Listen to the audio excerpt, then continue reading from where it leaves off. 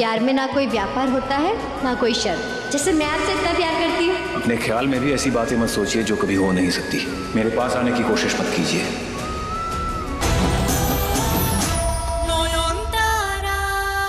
अब तो आप कहीं से भी किसी को भी उठा के ले आएंगी क्या?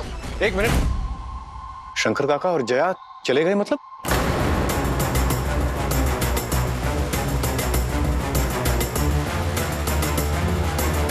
कोई बताएगा इस घर में क्या हो रहा है? नयन चली गई, अब शंकर काका और जया भी चले गए। आप लोग जरूर मुझसे कुछ छुपा रहे हैं और आपने इसे बिना बैकग्राउंड चेक किए काम पे रख लिया। अरे किसने कहा चेक नहीं किया? बोस पाड़ा की दत्तो बोदी के यहाँ 8 साल काम किया इसने। हाँ, और उसके अलावा भट्टाचार्य बाड़ी में भी तो काम किया है कितने साल। बड़े भरोसे की है। सिर्फ इसका दिमाग और जुबान जरा कंट्रोल से बाहर रहता है। ये तो बड़े सलीके वाली है कामकाज के लिहाज से, है ना? क्यों परिंदा, है ना?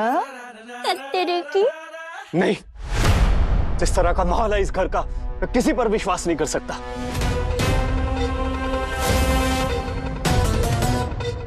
और खास करके ऐसी नौकरानी पर जो अपना मुंह छुपा कर रखे।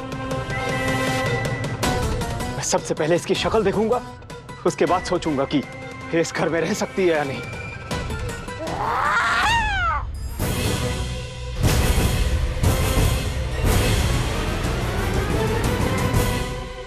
कौन? किसने बोला ये?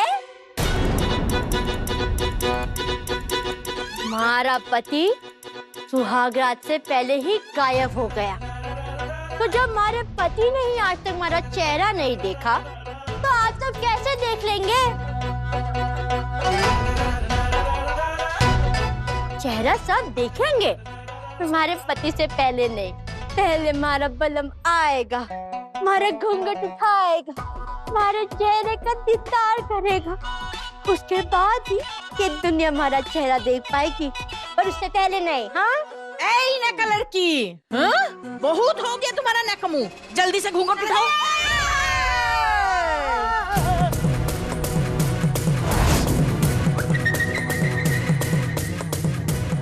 किसी ने भी हमारा घूंघट उठाने की कोशिश की ना, मैं उसे दुनिया से ही उठा दूंगी। ये कटारी पड़ेगी भारी, तस्तरी की। अरे बाबा। देखो, काम करने आई हूँ, काम करके ही जाऊंगी। और अगर किसी ने बिना काम कराए मुझे यहाँ से निकालने की कोशिश की ना, तो पहले उसे मेरे कटारी का सामना करना पड़ेगा। तो बोलो, किसे खेलनी है कौन की होली?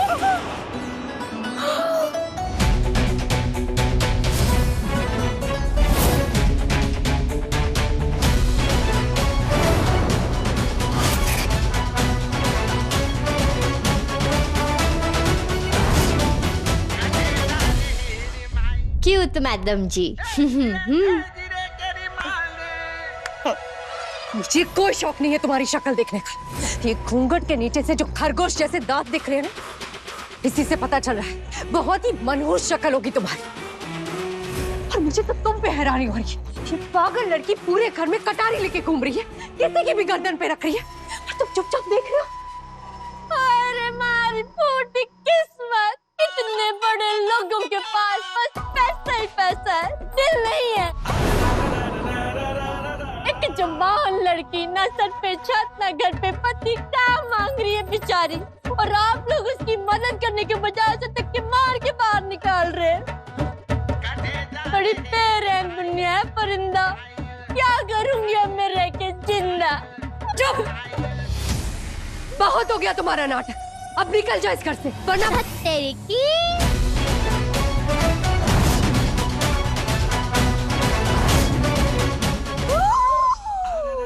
मैडम जी, आपकी हाथों की लकीरें तो कह रही है कि आपकी मौत हो चुकी है।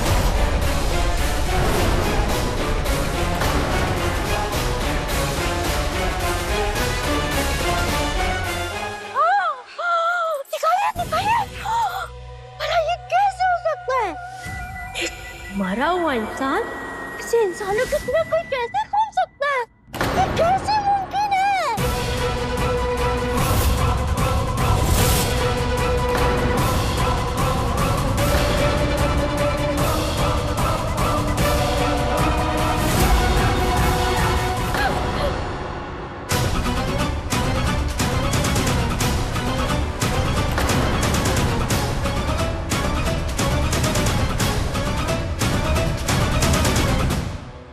चुड़ैल भाग, अब तो शिकार बस शुरू हुआ है।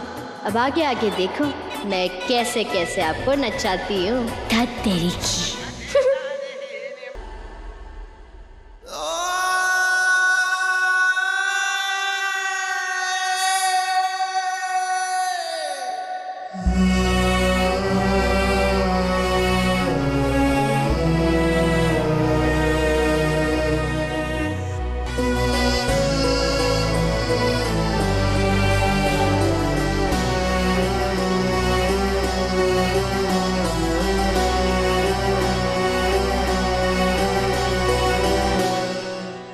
प्यार में ना कोई व्यापार होता है ना कोई शर्त। जैसे मैं आपसे इतना प्यार करती हूँ। अपने ख्याल में भी ऐसी बातें मत सोचिए जो कभी हो नहीं सकती।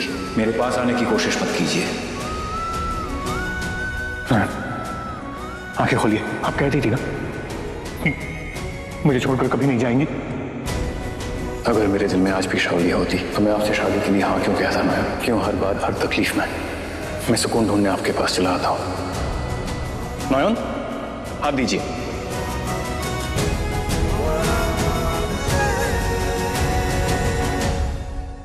आपकी मांग में मेरे नाम का सिंदूर हमेशा सजा रहेगा।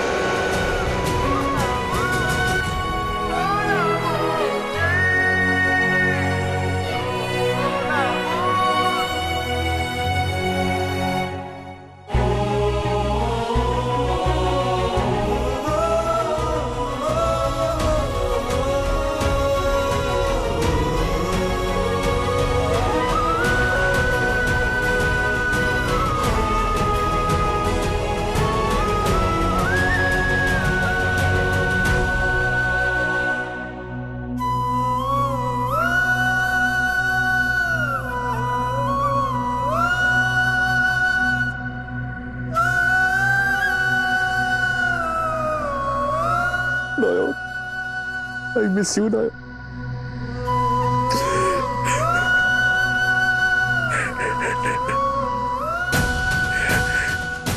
बस कुछ दिन और डॉक्टर बाबू,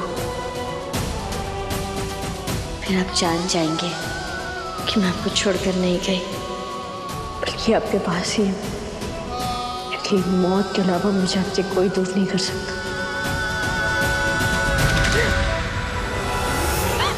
क्या कर रही थी? ताक झाक क्यों कर रही थी मेरे कमरे में? हाँ?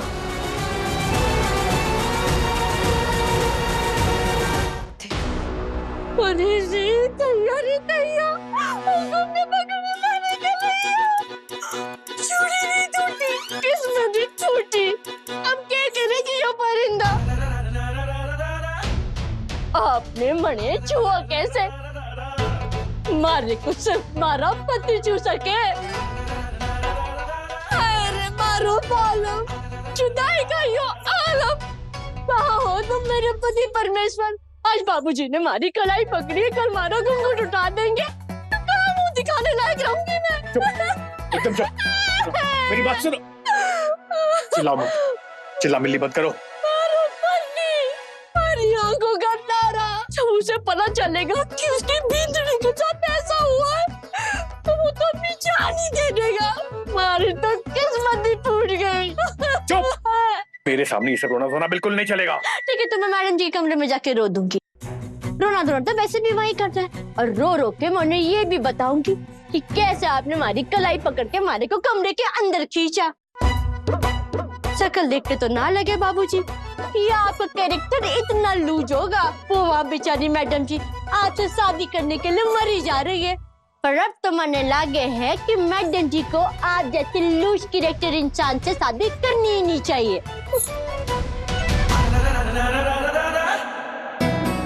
शाओली ने इससे भी शादी की बात कर ली। इतनी जल्दी इस लड़की को भी अपने वश में कर लिया।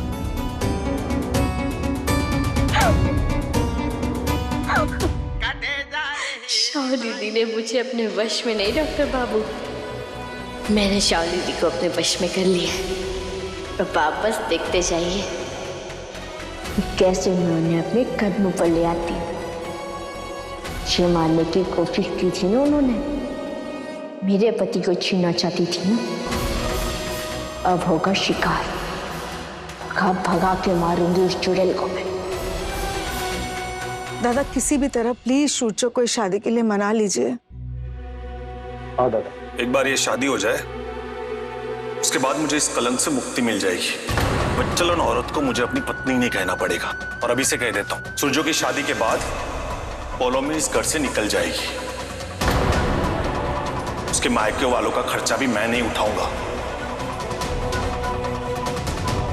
वो सब वो खुद देख लेगी। मैं तलाक के पेपर रेडी करवा रहा हूं। एक सेकेंड काकू, शादी वाले घर में ऐसी तलाक वलाक की बातें अच्छी लगती है क्या? सुन लीजिए सब लोग, कल घर में लक्ष्मी पूजा होगी। कैसे होगी? लक्ष्मी पूजा तो घर की बहू करती है, और नयन तो है नहीं। नयन नयन नयन, आज के बाद इस घर में उसका नाम कोई नहीं लेगा।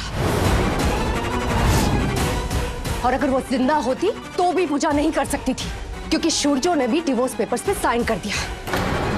क्लियर है सबको? इसके बाद किसी ने भी मुझे ये उल्टा सीधा ज्ञान देने की कोशिश की ना, तो घर की बहू मरने पर तो घर में अशुच लग जाता है ना बाबा, तो फिर इससे लक्ष्मी पूजा। तलाकशुदा पति के मरने पे अशुच नहीं होता है मोहर, और तुम मुझे सिखाने चली हो। सब समझती हूँ मैं, आप सब लोग ये अशोच का बहाना देकर मेरे और सूरजो की शादी रोकना चाहती हो, पर ऐसा नहीं होगा। कल घर में पूजा होगी और मेरी जगह पूजा करेगी परिंदा। परिंदा? क्या? वो नौकरानी? ना होगी लक्ष्मी की पूजा, कोई जरूरत ना है। मैडम जी, आप तो लक्ष्मी पूर्णिमा के शुभ अवसर पर उनकी पूजा करके उन्हें प्रसन्न करके इस घर की लक्ष्मी बनना चाहती हो। आप उस आदमी से शादी करने के लिए भूत से लड़ने के लिए तैयार हो गई। कितनी बोल लिया मैडम जी, कितना महान है आपका प्यार, पर वो इंसान आपसे शादी करने के लायक ना है।